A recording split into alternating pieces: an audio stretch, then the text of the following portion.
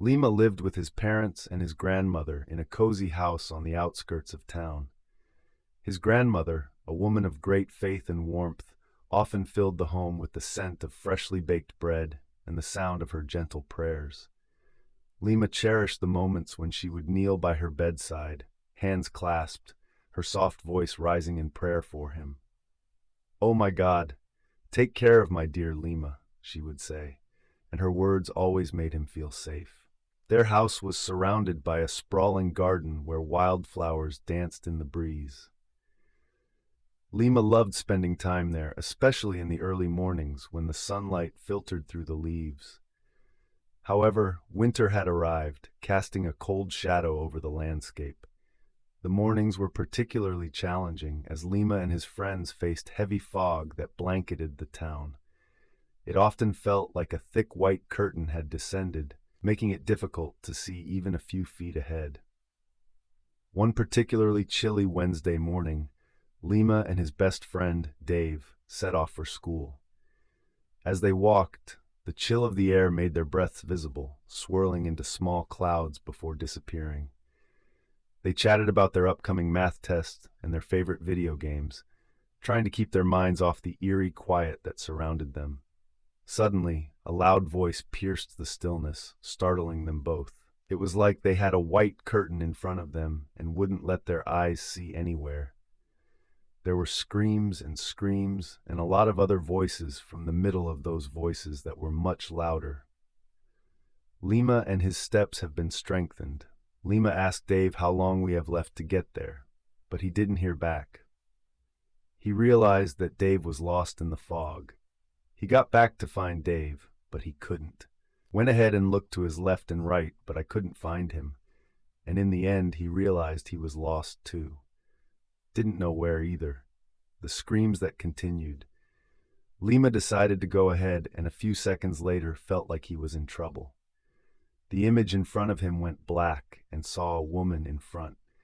The woman had a long, black unclean, and her hair was so long that it reached her legs. She asked, "What are you doing here?" Lima had noticed that she was not a human woman. He tried to control himself and read the prayer his grandmother taught him. Woman terrified, and she screamed so loudly with her mouth wide that Lima felt frothy for a moment. A few seconds later it was foggy in front and he tried to run away. Went a little further. Suddenly he stumbled upon an old, dilapidated house that loomed out of the fog like a ghost. Its windows were dark, and the door hung slightly ajar. Feeling a strange pull toward it, Lima approached cautiously and knocked on the door. To his surprise, it creaked open at his touch. Inside, a warm light flickered, revealing a man with a bright face. His eyes sparkled with an unusual kindness. "Come in, my son," the man said, gesturing for Lima to enter.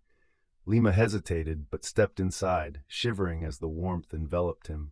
"I'm lost," he said, his voice trembling. "I can't find my friend." The old man's expression softened. "I know," he replied gently. "Don't be afraid. You're safe here." Lima noticed the man's hands were weathered, and his clothes seemed a little out of time, but something about him felt comforting. "Do you have a phone?" Lima asked, hoping to call his parents. "No, I don't have a phone, but I promise I'll help you find your way home," the man said. Lima felt a surge of trust in him.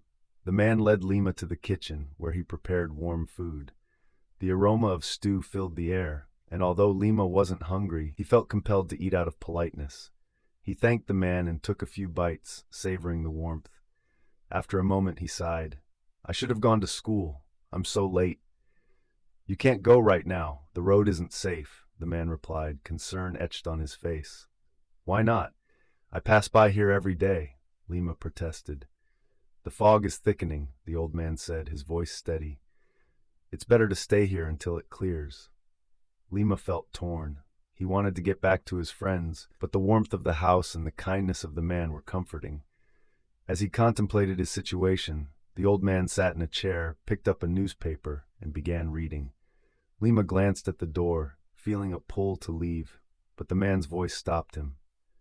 "God forbid something happens to you," he said. "Just listen to me and stay put. You can leave when I say so." Suddenly, The wind howled outside, rattling the windows. The sound of pounding at the door made Lima jump. "What's happening?" he cried, heart racing.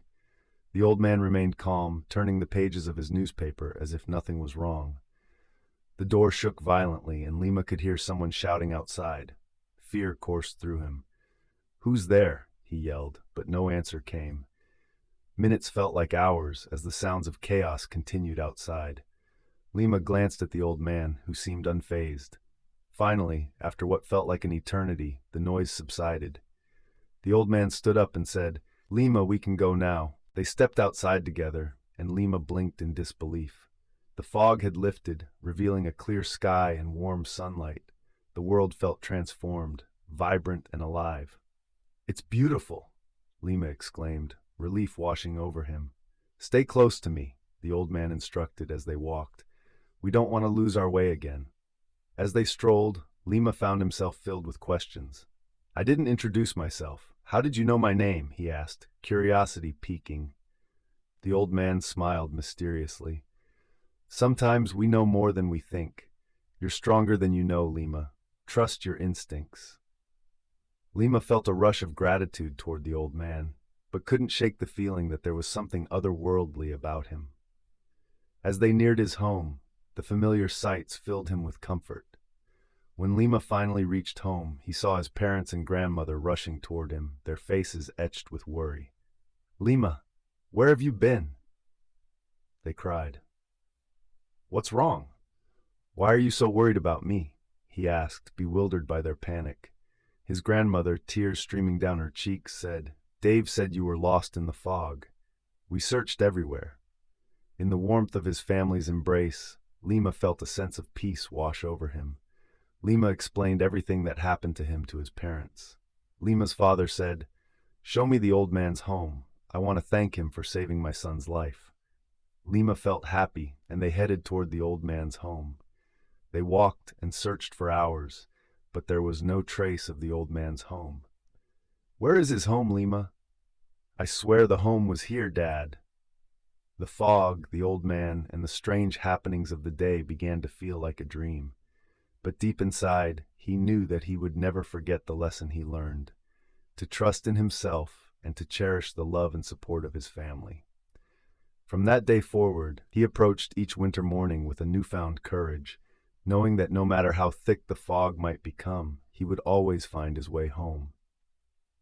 "I survived thanks to an angel," Lima replied, glancing back at the old man, but he had already vanished, leaving no trace.